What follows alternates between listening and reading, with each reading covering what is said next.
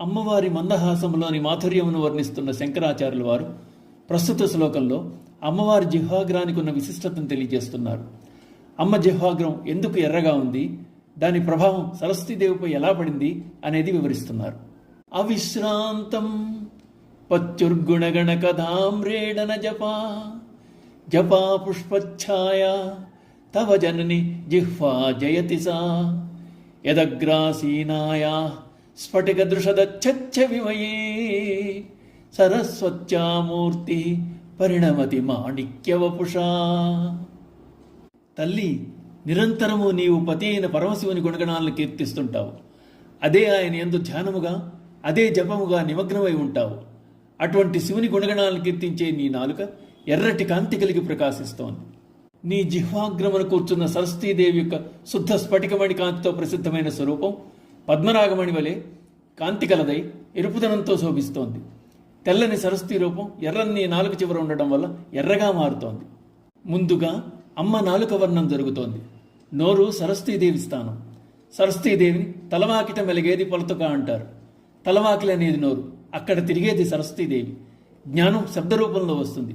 ఆ శబ్దం అనగా వాక్కు నోటి నుండి వస్తుంది. కాబట్టి నోరు సరస్వతీదేవి స్థానం. అమ్మవారి నోటి నుంచి వచ్చిన వాగ్దేవతనే సరస్వతి అంటారు. అమ్మే సరస్వతి. ఆ సరస్వతి అమ్మ నాలుక మీద నుంచి వచ్చింది. అమ్మ నాలుక ఎర్రగా ఉంది. ఆరోగ్యముతో కూడుకున్న సలక్షణమైన నాలుక ఎర్రగా ఉంటుంది. నాలుక బాగా ఎర్రబడ్డానికి కారణం ఆ నాలుక ప్రతిక్షణం శివనామస్మరణ చేయడమే. అసుర సంహారం గావించినప్పుడు శివుడు ఎర్రగా మారుతాడు. ఎప్పుడూ శివుని గురించే మాట్లాడే అమ్మవారి నాలుక శివుని ఎర్రదనాన్ని ప్రతిబింబిస్తోంది. ఆ నాలుక జపాపుష్పం అనగా ఎర్రని పువ్వులా మారిపోయింది. ఆ నాలుక అవిశ్రాంతంగా జపం చేస్తూ ఉంటుంది. భర్త గుణగణాలను, అందుకు సంబంధించిన కథలను మరల కీర్తిస్తోంది. పరమేశ్వరుని గురించి నిరంతరము జపం చేస్తూ ఉంటుంది. అమ్మ సంభాషించే పలుకులన్నీ శివుని గురించే. శివుని యొక్క గుణగణాలను గానం చేస్తోంది నాలుకతో. ఈశ్వరుని ధైర్య సాహసాలను తెలియజేసే త్రిపురాసుర సంహారం, గజాసుర సంహారం వంటి విషయాలను తలుచుకుంటోంది, జపిస్తోంది. జగదంబ శివుని విజయగాథలను అదే పనిగా స్మరిస్తోంది. ఆమ్రేడన జప మళ్ళీ పలుకుతోంది. అమ్మ పలుకులే సరస్వతి. తెల్లగా మెరిసిపోతున్న సరస్వతి కాస్త మందార పుష్పం వలె ఉన్న అమ్మవారి ఎర్రని జిహ్వాగ్రాన్ని చేరి అరుణవర్ణం దాల్చింది. జిహ్వా జయతిసా, అమ్మవారి జిహ్వా జయించింది. శివనామస్మరణ చేత ఎర్రగా మారిన అమ్మవారి నాలుక తాను ఎర్రగా ఉండడమే కాకుండా సరస్వతీదేవి వర్ణంపై ప్రభావం చూపింది.